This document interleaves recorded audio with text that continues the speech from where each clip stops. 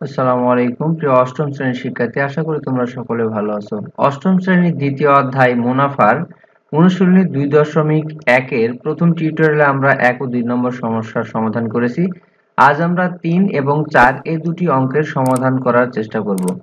তো দেখো, 3 নাম্বার বলেছে 30 টাকায় 10টি দরে ও 15টি দরে সমান সংখ্যক কলা ক্রয় করে সবগুলো কলা 30 টাকায় 12টি দরে বিক্রয় করলে শতকরা কত লাভ বা ক্ষতি হবে, এটি বের করতে হবে।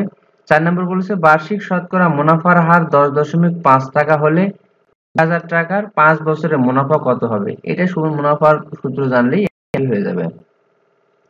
তো চলো আমরা 3 এবং 4 এই দুটি অঙ্ক একসাথে দেখি। তো দেখো, প্রথমে 30 টাকায় 10টি দরে, মানে 10টি কলার দাম 30 টাকা দরে কিনেছে, আবার 15টি দরেও কিনেছে।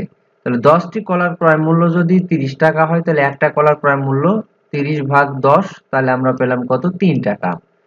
আবার 0 0 গেলে 3 টাকা। আবার 15টি কলার ক্রয় মূল্য যদি 30 টাকা হয়, তাহলে একটি কলার ক্রয় মূল্য কত, 30 ভাগ 15, মানে এটি হচ্ছে 2 টাকা।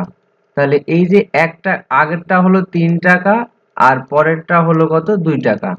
এই 3 আর 2 5 টাকা। দুটি কলার ক্রয় মূল্য কত হলো, এই 1 এবং 1 অর্থাৎ 2, দুইটি কলার ক্রয় মূল্য হলো আগেরটা 3 টাকা, পরেরটা 2 টাকা, 5 টাকা। আবার বিক্রি করছে কত টাকা, দুটি কলা।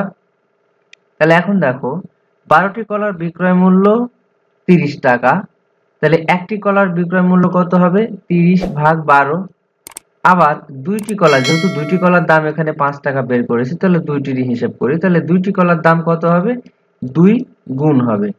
তাহলে এখন আমরা এটা যদি কাটাকাটি করি, তাহলে এখানে 2 একে 2, 6 দুগুণ 12, 6 একে 6, 5 6 30। তাহলে এখানেও পেলাম কত, 5 টাকা।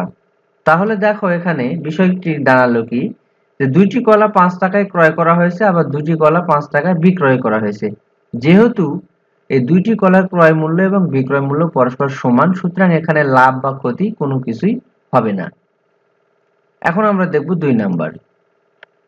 2 নম্বর অঙ্ক বলেছে বার্ষিক শতকরা মুনাফার হার 10.5, আসল হচ্ছে 2000 টাকা, সময় n সমান 5 বছর। তাহলে মুনাফা কত, মুনাফা আয়ের মান বের করতে হবে। তাহলে আমরা জানি মুনাফার হার আর সমান, এখানে বলা হয়েছে শতকরা 10.5%। আবার আসল দেওয়া আছে 2000 আর n হচ্ছে সময়, এটা 5 বছর। আসলকে আমরা p দ্বারা প্রকাশ করি। তাহলে আমরা মুনাফার সূত্র যেটি জানি, আই সমান PNR, অর্থাৎ মুনাফা সমান আসল গুণ মুনাফার হার গুণ সময়। তাহলে এখানে আসল আছে 2000 টাকা, মুনাফার হার 10.50%, আর এখানে 5 টাকা। এখন এই 10% তুলে দিলে আমরা এটাকে পাবো হচ্ছে গুণ আকারে, অর্থাৎ তাহলে আমরা এখানে লিখবো 2000 টাকা গুণ 10.50, এর সাথে গুণ হবে 5 টাকা, আর টোটালে ভাগ আসবে 100। এই 100, এবং এখন যদি আমরা দশমিক তুলে দিতে চাই, তাহলে দশমিক যদি এখান থেকে তুলে দিতে চাই, তাহলে কিন্তু এখানে আবার গুণ দিয়ে 100 বসাতে হবে।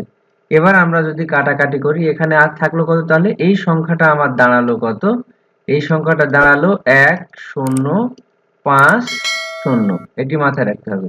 তাহলে এখানে 1 2 1 2 শূন্য কেটে দিলাম, এখানে 1 শূন্য কাটলাম, এখানে 1 শূন্য কাটলাম, এখানে আবার 1 শূন্য কাটলাম, এখানে আরেকটা শূন্য কাটলাম।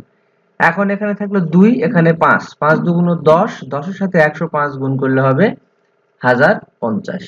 তাহলে নির্ণয় মুনাফা কত হলো, 1050। যদি এই সূত্রটি তোমরা মুখস্থ রাখতে পারো, খুব সহজেই কিন্তু এই মুনাফার অঙ্কগুলো সম্পূর্ণ করতে পারবে। তো প্রিয় শিক্ষার্থী, আজ আমরা দুটি অঙ্ক সমাধান করলাম, 3 এবং 4। সামনের টিউটোরিয়ালে আমরা 5 নম্বর সমাধান করার চেষ্টা করব। সেই পর্যন্ত সবাই ভালো থাকো, সুস্থ থাকো, আল্লাহ হাফেজ।